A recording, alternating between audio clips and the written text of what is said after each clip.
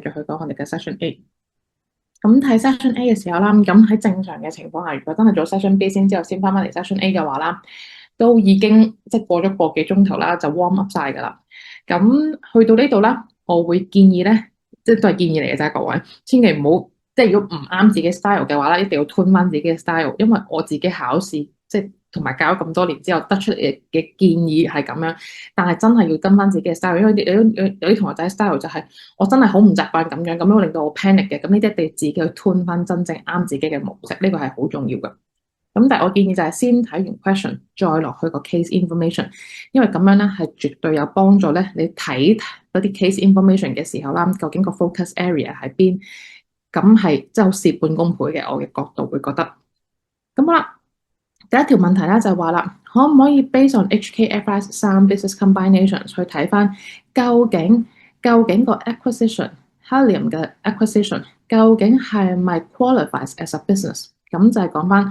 第一樣嘢，你知唔知咩叫 business 先？你知道嘅話，咁講翻個 case，即係講翻個 standard 講翻個 standard 咩為止 business 嚟到講翻俾我哋聽，之後再做翻個 case implications。其實咧，同 session B 嘅答法咧係一模一樣嘅，而嗰啲問題嗰個問法咧亦都係一樣，只不過因為我哋要喺幾版紙裏面去揾翻啲 relevant information，需時可能會耐少少，咁所以我會建議即係做咗 session B 先去做 session A，咁就係揾嘅時間。就即係都一定要有㗎啦，咁但係起碼你已經好 confident 咁完成咗50分嘅題目，咁其實就係幫咗好多。咁我哋一陣間就揾翻呢一樣嘢啦。咁第二個啦，就係嗌你計一計個 goodwill arising from acquisition 喺個 acquisition 當天，究竟 goodwill 幾多錢？另外，究竟喺2024年12月31號嘅 financial statements 有幾多嘅 profit 係要 allocate 去俾 NCI？ 我哋計 NCI 嗰 part 嘅啫。咁另外啦，咁究竟作為parent，佢喺 Helium 呢間公司同埋 Aldin 呢間公司分別攞到幾多嘅 dividend？咁我哋都要揾辦法計佢出嚟啦。咁所以4個 calculations 再加要做一個 cash flows from operating activity 出嚟到用呢個indirect method 嚟到去做嘅。咁到20分嘅題目，呢個我會擺到去最尾先 go through。咁即係同我自己做題目嘅嗰個過法嗰個做法都一樣，我會將所有呢啲計數擺到最尾，並不是話我最唔 confident 呢樣嘢，而係因為計數啦，好容易咧，即係好容易咧用 calculator 嘅過程之中啦，用耐咗㗎，唔知點解。同埋咧，因為你2分，你見到啦，8分嘅題目計4個唔同嘅 items， 2分一個，嗰個性價比咧，我覺得偏低嘅，因為寫 standard 啦，容易攞分過，咁樣計呢4個嘅分數。咁所以咧，我會建議啦，一見到呢啲咁樣嘅 calculation 啊 ，preparation of consolidation statements 啊呢啲咧，全部真係抌到去最尾先做，因為你依家呢一個 mode 應該係已經好快咁寫到啲 standard 啊同埋 case applications 嘅 mode 嚟㗎啦，咁所以去到計數呢啲咧，擺到去最尾先做。第3條就係講翻你依家係 Helium 嘅 accounting manager， 咁你嘅 CFO 啦就嗌你，喂，你可唔可以幫我去整一張 report 去 update 翻個 board members 關於以下2個 items。第一樣嘢，我哋今年做咗一個 website revamp， 咁究竟個 accounting treatment 點樣去做？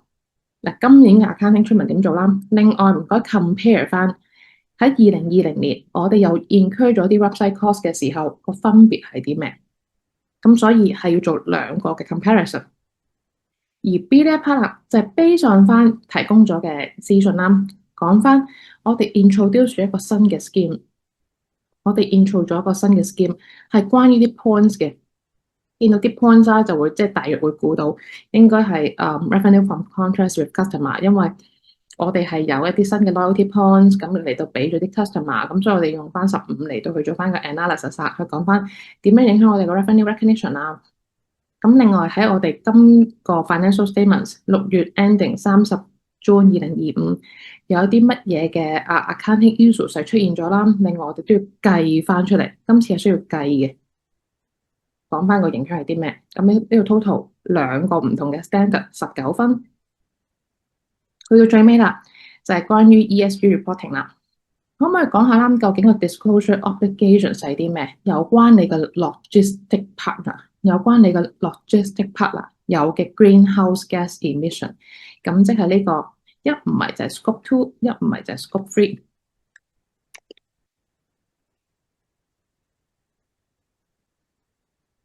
咁同我哋啱啱 go through ESG 嘅嗰個 materials 一樣啦，因為呢個係你嘅 partner 所產生嘅 greenhouse gas emissions，唔關自己事。咁所以一唔係就係 scope 2，一唔係就係 scope 3。咁 make sure 你講翻係邊一個 scope 啦，咁同埋應該點樣去即係點樣去 disclose 翻相應我哋作為佢嘅 partner 嘅嗰個disclosures implications 啊。total 4條問題，digest 完呢4條問題啦，我哋就翻去個 case 啊。我 assume 啦，大家聽 debrief 之前咧係真係立過一次啦 at least。咁所以咧，我哋就直接咧去揾翻相應嘅嗰個information 啦。第一題，究竟佢係咪一個真正嘅acquisition of business？咁我哋就睇翻呢一個information 啦。今年佢 acquire 咗70% 嘅 Helium，40% 嘅 Audit，咁所以一個就係 subsidiary 啦，一個就係associate。咁呢個就純粹 based on 嗰個 shares 嚟到去決定嘅。呢個就係 subsidiaries，一個就係 associates。咁但係今次第一條問題咧係問緊大家，喂，究竟佢係咪一個 business 嚟㗎？定係我 acquire 緊嘅只不過係一個 asset？究竟佢係一個 business 啊，定係一個 asset？咁所以咧，我哋一定要本住呢一個心態咧去做一個分析嘅。我哋 acquire 緊一個 business 定一個 asset？咁 Helium 呢一間公司啦，不嬲都係有好多唔同類型嘅 recognition 係出現咗嘅，for 佢嘅 commitment。咁佢亦都咧有一個好 strong reputation，咁而佢本身亦有一個 extensive network of physical retail locations。咁所以其實佢係有實務做緊嘅。咁而呢個實務啦，就係透過佢好 extensive 嘅 physical retail locations 走出嚟。咁亦都 produce 咗 a diverse range of clothing。所以咧，佢亦都真係有 output 嘅。佢嘅 output 就係佢會 produce 一啲 diverse range of clothing。咁所以咧，你會見到 OK 係有 output。作為 business 最緊要咩？有 input，有 process，有 output。個 output 就係啲 clothing。個 process 就係佢本身有個 network，再加上佢本身係有一班 dedicated team，而 dedicated team 裏面係有 designer、有 accountant、有唔同類型嘅 operational and marketing staff。呢啲全部係佢嘅 process 嚟㗎。input 當然就係好多錢啊，好多唔同類型嘅 resources 啦。咁而透過呢一啲 resources，佢哋因為佢哋有用到佢哋嘅佢哋嘅 professional expertise 啦，呢啲就係佢嘅 process。咁所以佢會見到 Helium 呢間公司唔單止係一個有好多唔同類型 physical asset 嘅一間公司，亦都真係有好多嘅 production process 啦，同埋要 meet 一啲 quality 出嚟嘅。咁所以 based on 呢一個 information，我哋就可以 conclude 翻第一條嘅答案，佢係真係 qualify as asset，qualify as business。咁我哋點樣去答嚟到攞呢8分咧？我哋就要講翻啦。HKFS 3 business combinations 講到明，我哋做一個 business，我哋做一個 business 一定要有一個 integrated set of activities and asset。咁呢個喺我哋嘅第9課啦，第9課係有講過 business 嘅 definition 啦。咁要 make sure 佢哋做呢一啲唔同類型嘅 activities 嘅目的係咩啊？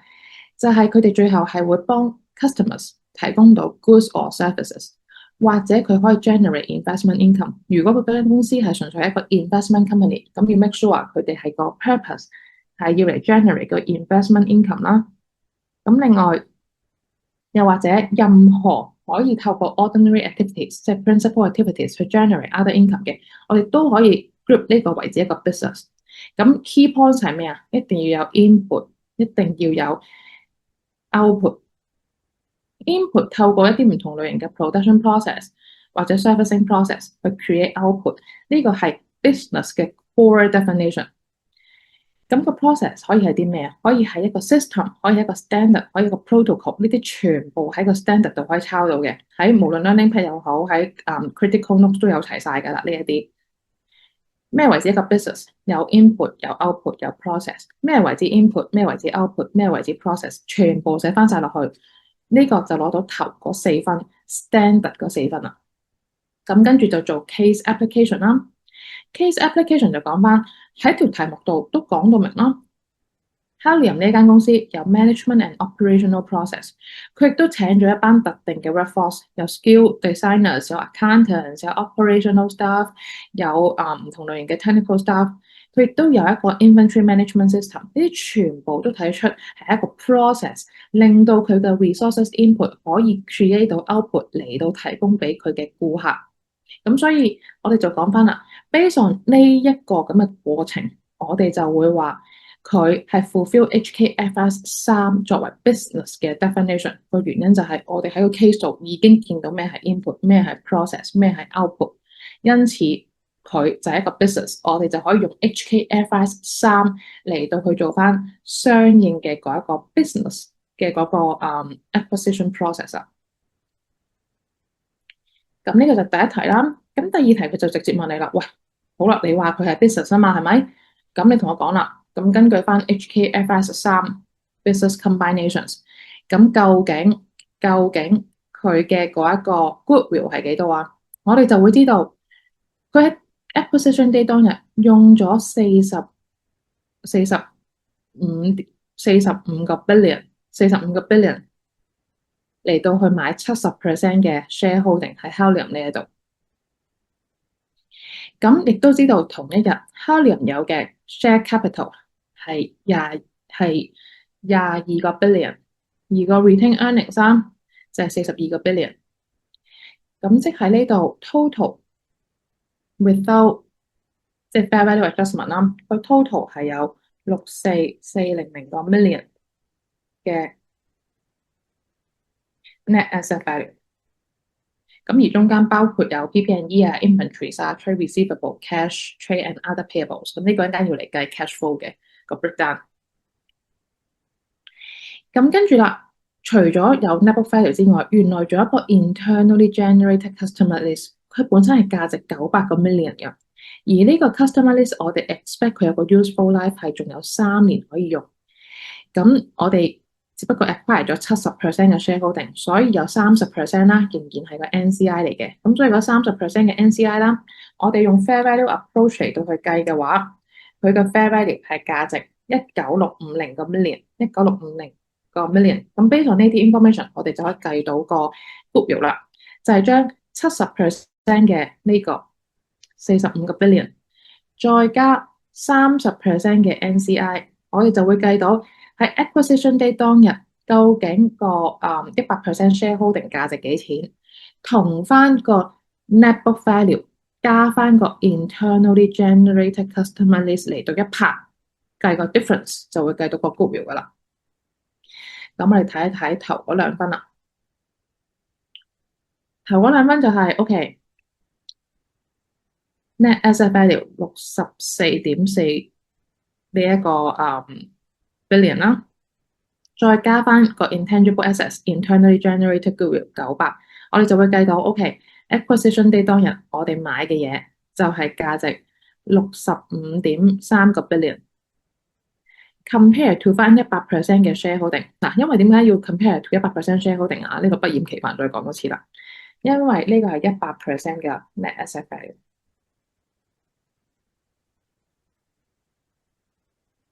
咁所以我哋要 compare 翻100% 嘅 shareholding 係價值幾錢，咁就係將70%再加30% 嘅 NCI， 再同翻個 net assets 嘅 fair value 做比較，就會知道 OK。acquisition day 當日嘅 goodwill 就係200個 million 啦。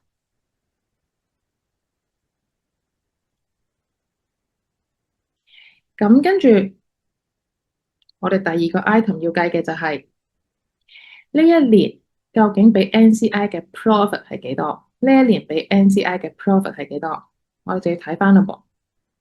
今年 Helium 係 record 咗11.8個 billion 嘅 profit after tax 俾呢一個公司。咁但係記住，因為上面有一個 item 係要做3年嘅 amortization，咁所以 make sure 呢3年嘅 amortization 啦，都要 recognize 翻喺呢3年嘅 P&L 嗰度，再喺裏面分翻30% 俾翻 NCI，我哋就會計到 NCI 今年佢攞到幾多錢㗎啦。咁第一樣嘢啦，嗰11.8個 billion，30% 係 NCI 嘅，咁所以 NCI 今年拎個 profit from Helium 啦，suppose 就係3.54個 billion。咁但係因為上面嗰個 internally generated customer list 佢價值900個 million，佢係用3年嚟做 amortization，咁所以 depreciate 呢個 amortization 亦都要擺翻落去個P&L 嗰度。咁而 NCI 佔咗其中個30%，因此今年我哋會俾 NCI 嘅嗰個 value 就係3.45個 billion 啦。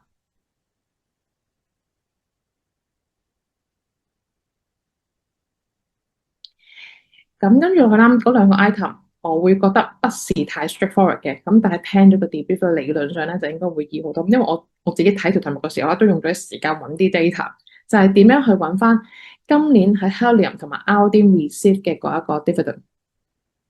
首先一定好清晰知道，好清晰要知道究竟個 difference 係喺邊，所謂嘅 difference 係喺邊啦。我哋一定要揾翻個 case information 裏面。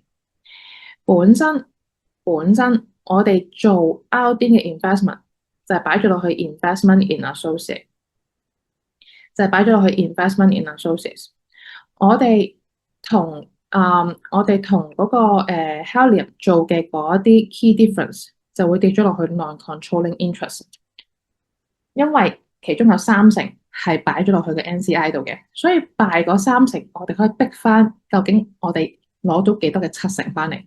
嗱，個意思就係我哋喺個 opening balance 個 NCI 係零喎，咁我哋今年知道我哋 acquire 咗我哋嘅嗰一個Helium 之後，其實個 NCI value 一開頭係19.65個 billion 嘅，一開頭係 acquisition day 當日 NCI 係19.65個 billion。咁但係去到年底係21.33喎，咁中間會有啲咩 difference 走出嚟啊？就係嚟自今年嘅 profit 同埋今年嘅 dividend，嚟自今年嘅 profit 同今年嘅 dividend。咁所以我哋就要加翻今年嘅 profit 減翻走個 dividend，就會計到 NCI 究竟拎到幾多嘅 dividend，之後用個30%嘅 dividend，我哋就可以揾翻究竟個70% subsidiary 嘅 dividend 係幾多錢啦。咁所以呢一度啦，呢個真是不是那麼 straightforward 啊！認真，即係如果真係呢兩分，大家 panic mode 嘅，千祈唔好 strict，即係唔好 drag 太耐，因為呢個真係有啲難。我做嘅時候啦，呢兩分啦，我都冇 confidence 升到㗎，即係另外嗰6分我覺得 OK，但係呢兩分啦係真係哇嘅，即係哇咁難咁樣嘅，咁所以千祈唔好即係太 panic mode。點解自己做唔到？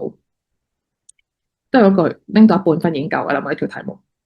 呢個咧就講緊第一樣嘢，我哋揾翻派咗幾多 dividend 俾阿 NCI 先，就係透過個 opening balance。呢個就係我哋個 opening balance 啦，加翻今年嘅 profit 喺上面啱啱計咗出嚟㗎啦，3450呢度直接抄落去嘅啫。之後再減翻個 closing balance，我哋就會知道個 difference 就係嚟自個 dividend 啦。之後因為呢個係俾 NCI 嘅 dividend 係30%，除0.3乘翻0.7，我哋就會計到究竟個 subsidiary 佢係拎到幾多嘅 dividend。咁而 associate 嘅嗰一 part 啦，就 straightforward 好多啦。associate 就同我哋本身都知道一樣嘅道理，就係你見到年頭係冇嘅，咁所以你就睇翻啦。今年我哋 acquire Aldin 嘅時候，我哋知道我哋俾咗17480個 million，17480個 million 去 acquire，所以個 opening balance 就係17480。咁但係去到年底係18800喎，咁同啱啱嘅道理一樣啦。我哋睇翻今年有幾多個 profit 先，今年有幾多個 profit 先？今年佢係有500個 million 嘅 profit，咁所以500個 million 嘅 profit 乘翻40%，乘翻40%，suppose 就應該要等於個 investment in associate 噶啦。咁但係中間有 difference 喎，嗰個 difference 就係嚟自個 dividend 啦。咁所以同一個道理，我哋用翻呢一個計算嘅模式啦，就會知道 OK，opening balance。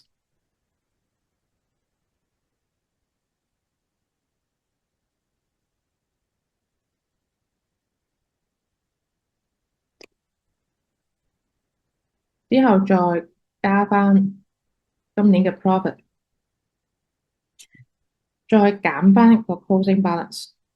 佢先後次序唔緊要嘅，總之加減個意思一樣就得㗎啦。因為你見到上面同下面嗰個先後次序唔一樣，但千祈即係有 no panic mode，make sure 即係自己咁樣知道 opening balance 加今年 profit 減 closing balance 就等於我哋今年拎到嘅 dividend 咁就得啦。咁下一次如果轉咗啦，因為今次你見到個 hot topic list 都有 investment in associate，如果佢係又係咁樣去玩呢啲嘢啦，你就知道下次佢要你逼 profit 又好，逼 closing balance 都好，逼 opening balance 都好，個 formula 都一樣，就係 opening balance 加今年嘅 profit 減 dividend 等於 closing balance，呢條係個高等 rule 嚟㗎啦。咁你 base on 呢個啦，就一定會揾到啱嘅答案。咁 depends on 佢問你咩啦，咁你就揾翻個 unknown 出嚟。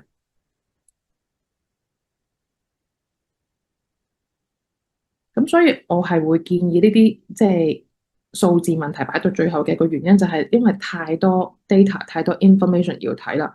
咁所以唔好一開頭就 drag 得太多時間喺呢啲位，因為我而家咁講就好似好快好輕鬆，咁但係真係考試嘅時候拎住個三板紙，你就 flip 嚟 flip 去啲 data 啦，都已經 flip 咗好多時間嘅可能。咁所以 data 呢啲嘢咧，我建議擺最尾睇咧係最好。好，咁但係我哋睇埋二 B 先啦，做翻個 cash flows。做翻個 cash flows from operating activities using the indirect method。咁我哋一定要知道啦，做得呢個 indirect method 嘅，我哋就一定要去揾翻今年嗰個retained earnings 嘅 difference 先。咁呢個就係直接咁樣減啦。咁跟住咧，我要同大家講嘅嘢咧，就唔係咁同大家 go through go through go through go through go through 咁樣嘅。純粹第一樣嘢，揾翻個 profit before tax 先，揾翻個 profit before tax，之後做得 indirect method。三個元素，第一個就係有邊一啲 P&L item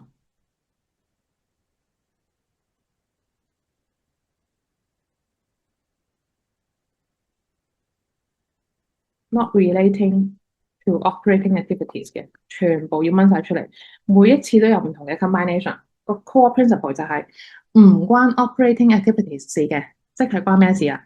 關 investing 或者 financing activities 事。而呢啲 items 係會影響到個 P&L 嘅，我哋就要 adjustment for 佢出嚟啦。佢係 expense 就加翻佢，佢係 income 就減翻佢。咁有啲 item 喺上面已經出現咗嘅，就唔該即刻擺落嚟啦。就係我哋攞到 associate 嘅 profit 係喺上面已經計咗噶啦嘛，我哋個 profit 已經喺上面計咗，咁所以呢個就即刻抄翻佢啦。所以咧呢一個 item 咧理論上係可以直接抄到嘅 share of associates profit。另外，我哋知道今年啦嗰個internally generated customer list，佢有佢自己當年嘅 amortization 就係900除3，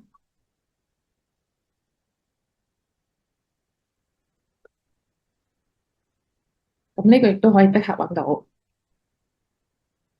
咁跟住啦，留翻半板紙俾佢啦。咁下面嗰半板紙咧就係做 non-current asset 嘅 increment 或者 reduction。咁呢個不外乎係 inventory 啦、AR 啦同埋 AP 嘅啫。咁你睇翻究竟息加減咗幾多？咁做得 console 嘅個 tricky 話一定係嚟自，因為我哋有 acquisition，咁所以 acquire 翻嚟嗰啲啦，我哋唔需要俾真正嘅 cash 出去，咁所以咧我哋係要將 acquire 嘅嗰一 part 啦，將佢逼翻出嚟。咁到第三 part 啦，就係如果佢有 interest expense 或者 tax expense 啦，咁唔該最尾做埋啦，interest 或者 tax payment。係真係 cash outflow 嘅嗰一 part 啦，我哋就要將佢 less 埋佢，咁我哋就揾到個 cash inflow 或者 outflow from operating activities。好，啱啱講過啦，如果係 profit 就要減，如果係 expense 就要加，咁我哋睇下仲有咩 item 啦。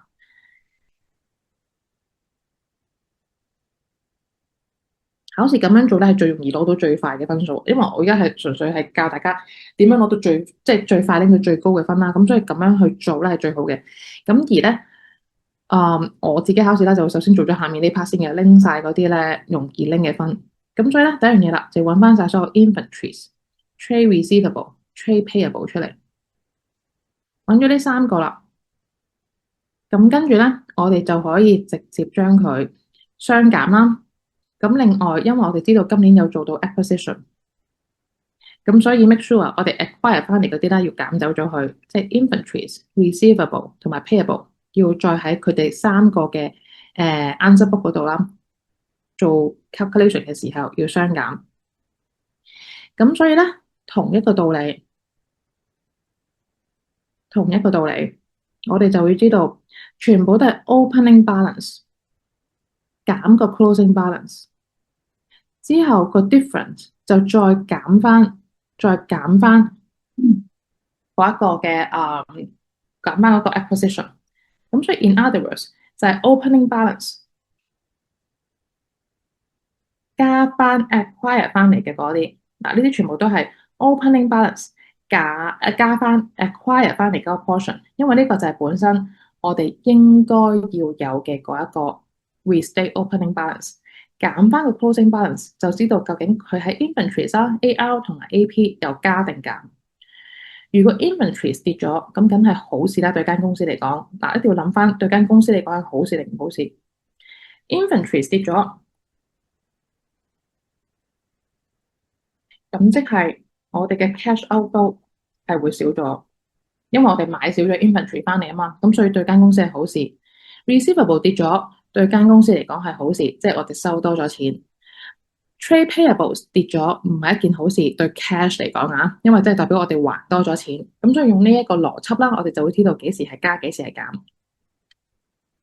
咁睇完呢個簡單嘅三個 items 就要做翻上面即係比較複雜少少嘅。咁我哋就要睇翻啲 additional information 啦噃。additional information 同我哋講個 group 啦係買咗一啲 machines 翻嚟嘅，今年真係確確實實俾咗185000個 million 出去。15080個 million 嘅 cash 出去，咁呢個擺喺 investing activities 就直接可以抄啦。但係擺喺 operating activities，我哋就要透過用呢個數啦嚟到去計翻我哋嘅 depreciation 係幾多。今年冇做到任何嘅 disposal，咁所以我哋就會知道 OK 喺 PP&E 嘅呢個世界個 difference，我哋肯定知道咗一樣嘢，就係其中有185000個 billion，其實係我哋真實俾咗錢買翻嚟嘅。另外透過 acquisition 亦都 acquire 咗54200個 million 嘅 PP&E 翻嚟，咁所以 based on 呢4個 item，我哋就可以好快去計到 OK，opening balance 再加我哋買嘅嗰兩個 asset item 減翻個 closing balance，就會計到其實我哋個 difference 就係今年 recognize 個 depreciation 啦，因為我哋今年冇 disposal 啊嘛，咁所以個 difference 一定係嚟自個 depreciation 啦。最容易漏嘅就係 acquisition 嘅嗰一個，咁所以考試時候一定要好清晰知道，問得 consolidation 一定要考慮埋 acquire 翻嚟嘅嗰個 item。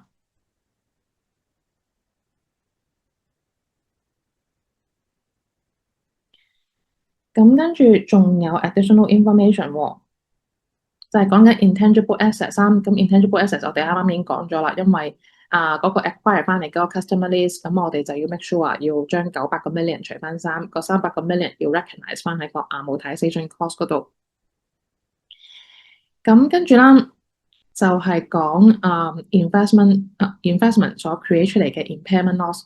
咁今年咧係有 impairment loss 嘅，咁所以一有 impairment loss 就知道呢個會 hit 到我哋嘅 P&L， 我哋就要計翻個 impairment loss 係幾多錢啦。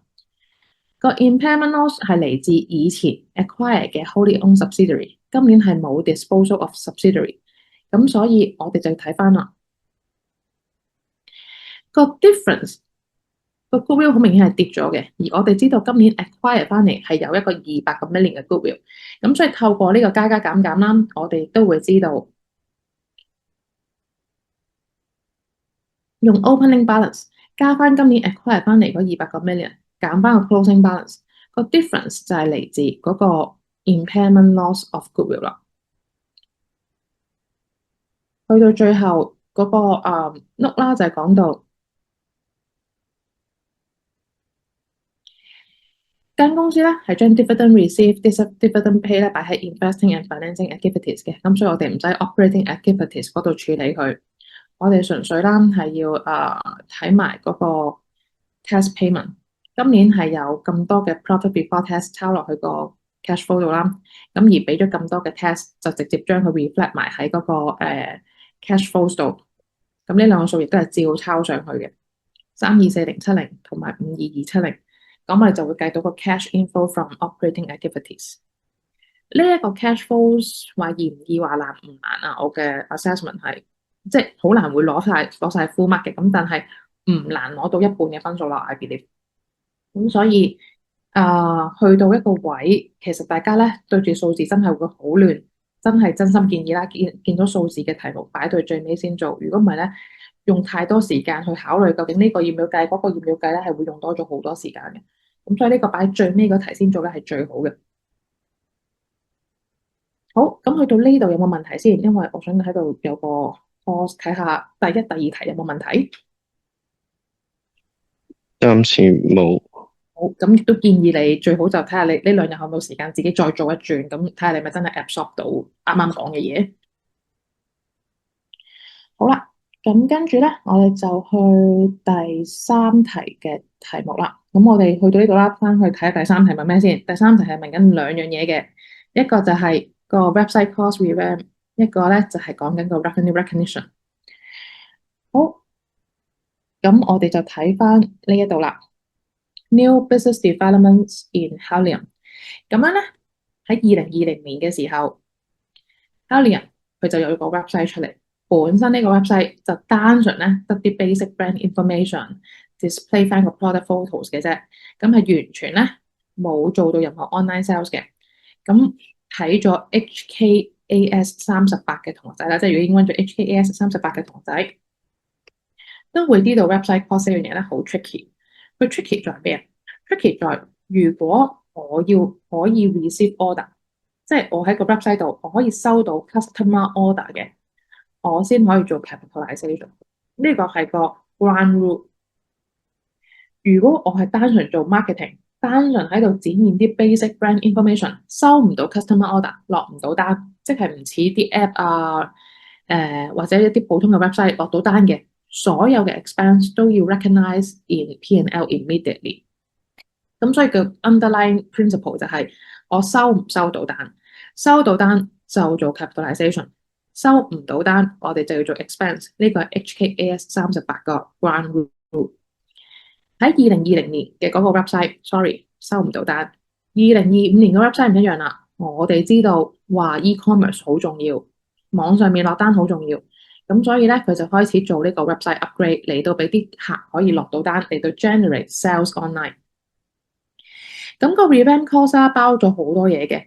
第一樣嘢就係頭嗰三個月我做咗啲 feasibility studies。feasibility studies 係可能喺嗰個成個 market 度睇下人哋點樣去做啊，睇下我哋有冇機會做到啊。呢啲 item 喺 HKAS 38嘅世界係啲 research course 嚟㗎。見到 feasibility studies 係啲 research course，我哋 research 翻個 market 係點樣，research 翻去 confirm 翻我哋做唔做到一個 item。咁所以呢啲全部都係一啲 research cost，而之後落去俾 consulting firm 去 develop 個 website 嘅呢啲啦，就係 development cost。喺 HKAS 38分得好清晰 ，research expense development 可以做 capitalization。咁所以一俾錢落去做 development 就可以做 capitalization 啦，包括有個 online ordering system 呢個字係最重要嘅。我哋可以俾人喺網上面落單，而個 revamp 啦，亦都喺4月1號嘅時候完成咗。Afterwards，我哋就每一個月咧要俾一啲 monthly maintenance fee 啦。咁 monthly maintenance fee 無論邊一個 standard 都係一樣嘅啦，無論 SS standard 又好，什麼 standard 都好啦，乜嘢 SS standard 都好啦。monthly maintenance fee expense as incurred，所以每一個月俾個1萬蚊就係充喺個 P&L 度嘅啫。咁啊 Kobe Lee Operations Director 就話啦，佢覺得咧個 website cost revamp 啦就應該跟個2020年個 accounting treatment 嚟到去做，佢唔覺得依家有任何改變。咁呢個就係即係佢哋公司嘅立場。咁 based on 呢樣嘢啦，我哋就要 draw 個 conclusion 出嚟啦，就要 draw 個 conclusion 出嚟。根據我哋對 HKAS 38嘅了解，並不是這樣。嗱，report format 自己 tap 起佢啦。如果下次考試考 report format，就即刻揭嚟呢一版，跟成個 format 嚟到去做 report background。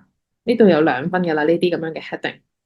第一個我哋分析嘅係 website revamp，第二個我哋要分析嘅就係嗰個loyalty scheme。咁跟住去到最尾，仲要落少少嘅 conclusion 去講翻，OK，based on 呢樣嘢啦，我哋就決定要點樣去做。咁呢個就係個 report format。考試如果下次考 report format，記得 keep 翻嚟喺度啦，去抄翻嗰個 format，就係原來要有個 report，要有個 background，講翻。OK，我哋今次係有2個 item 要去研究嘅，一個就係個 website revamp，一個就係個 customer loyalty program。而以下落嚟個 report 啦，我哋就係 address 緊呢一啲 accounting issues 啊，求其俾個 introduction 就得㗎啦。咁你就攞到 report 嘅嗰2分嘅。咁 revamp 呢一個 website HKAS 38唔使諗㗎啦，就係講緊我哋幾時可以 recognize 做 intangible assets 啊，就係佢幫我哋 generate 到 future economic benefits。呢個係 asset 最重要嘅 definition。點解齋賣廣告嘅 website 唔可以做 capitalization？ 因為我哋 quant 唔到佢幫我哋帶嚟到幾多 economic benefits。Until 我哋計到幾多 economic benefits， 我哋就可以嚟到去 capitalize。website 齋做廣告唔得，但係如果我哋可以 receive order， 我哋就可以做個 capitalization。呢個同 HKAS 38係冇任何衝突嘅，因為 HKAS 38講到明，我哋 show 到以下呢6個 criteria， 我哋就可以即時做 capitalization 啦。而最重要一樣嘢就係幫到我哋 generate future economic benefits， 而我哋係有 resources 有能力去完成晒成個 development。再加上成個 development cost， 我哋可以計到條數係幾多錢。咁亦都同 website cost 自己嘅嗰條 interpretation 啦，係冇任何衝突，亦都係講緊一模一樣嘅嘢嘅。最重要就係幫我哋帶嚟到 future economic benefits。咁呢一度就係 HKAS 38同埋嗰個 website cost 嘅嗰個 interpretation 嘅 standard knowledge 啦。apply 翻喺個 case 度，2020年。齋做 promotion，sorry 啦，我哋計唔到究竟我哋 generate 到幾多錢。呢個就係 recognize as expense when incurred， 就係直接衝去 P&L。咁呢個好 straightforward 嘅一個2020年嘅當年嘅嗰一個accounting implications 啦。而去到2025年啦，唔同嘅嘢就係我哋開始收 order， 但係一開頭嘅係一啲 research cost。咁所以呢個都係 recognize as an expense when incurred， 個原因就係 based on HKAS 38。喺 research 嘅世界，我哋係唔可以做 capitalization，until 我哋開始做 development，until 呢間公司 engage 咗 third party consultant 開始做 development 就可以去做 capitalization 啦。咁而跟住落去，所每一個月 incur 嘅 maintenance cost 啦，我哋都唔可以做 capitalization，個原因係佢唔會幫我哋增加到 future economic benefits， 只不過係一個 maintenance cost 嚟嘅啫。咁呢個就係 HKAS 38呢一條嗰個 core meaning 啦，個 core 嘅嘢一定係嚟自 future economic benefits， 而跌咗落去 website 呢一個 special case 咧，就係可唔可以收 order。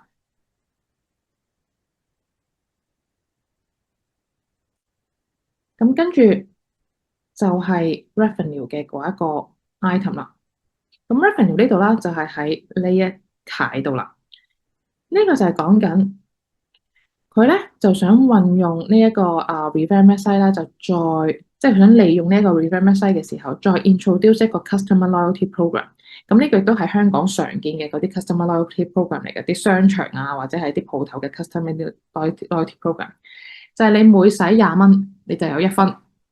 每使20蚊你有1分，而呢1分係價值1蚊，咁你將來可以要嚟做 redemption 嘅，即係你下一次買嘢嘅時候啦，可以直接嚟扣錢。咁Hillary 個 sales and marketing director 啦就話 OK， 佢咧喺呢個 program launch 咗之後啦，已經夾埋 grant 咗250萬分。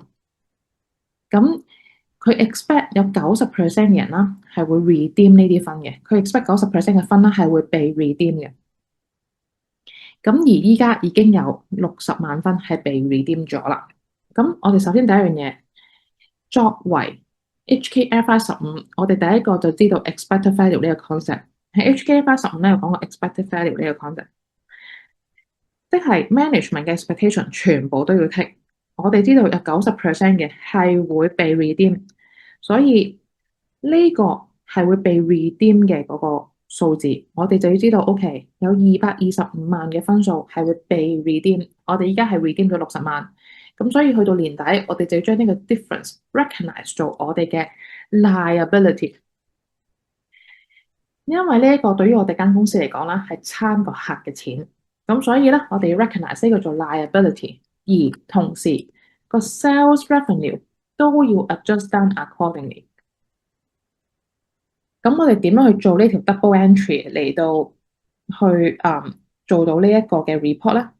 第一樣嘢我哋首先要講翻啦，case information 同咗我哋講噶啦，呢個係關 HKFR 15事，而影響到嘅係 5-step approach 裏面嘅 performance obligations，呢個係好重要嘅一個 concept。個原因係以前未有呢個 points 嘅話，我哋賣貨就係賣貨，我哋賣咗個貨啦，就即刻 recognize full revenue。但係因為多咗呢個 points，我哋多咗一個 liabilities 俾我哋嘅客啊。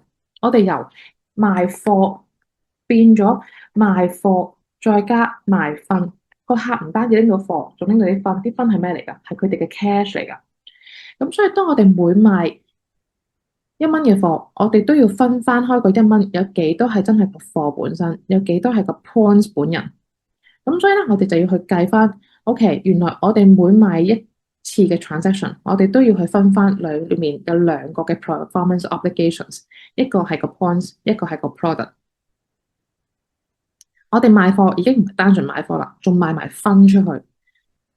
咁而我哋要識得分翻成個 transaction price 俾兩個唔同嘅 performance obligations 嘅。我哋用翻個 case 個 information 去講翻，就係我哋賣咗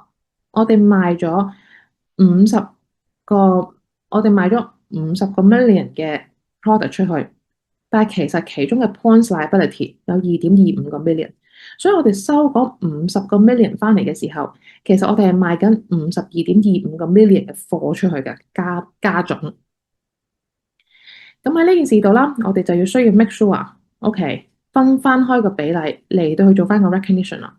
當我哋賣貨嘅時候，即使收咗個客50個 million，我哋都只能夠 recognize 47.8個 million 嘅啫，因為我哋仲有啲 obligations 其實係未 fulfill 嘅。咁所以每次賣貨嘅時候，即使我哋收到50個 million，我哋都只能夠 recognize 其中嘅95.69%出去做 revenue。而當個客 redeem 嗰啲 points 嘅時候，我哋先至可以慢慢 recognize 翻啲 points 做我哋嘅 revenue。咁所以咧，喺我哋一開頭收錢嘅時候 ，debit cash 係50個 million 冇錯。credit sales revenue 喺一開頭嘅時候，我哋只能夠 credit 47.847個 million，有剩嘅嗰個就係個 contract liability， 或者我哋叫 points liability。咁睇翻個公司中意嗌咩嘅啫，咁就係2.153個 million。咁而當佢哋真係 redeem 啲 points 嘅時候啦，先至慢慢咧再反翻嗰個 contract 或者 points liability 落翻個 revenue 嗰度啦。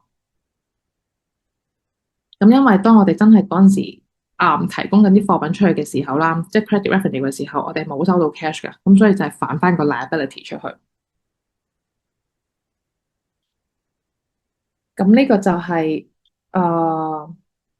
HKFR 15嘅呢一個 loyalty points 嘅做法。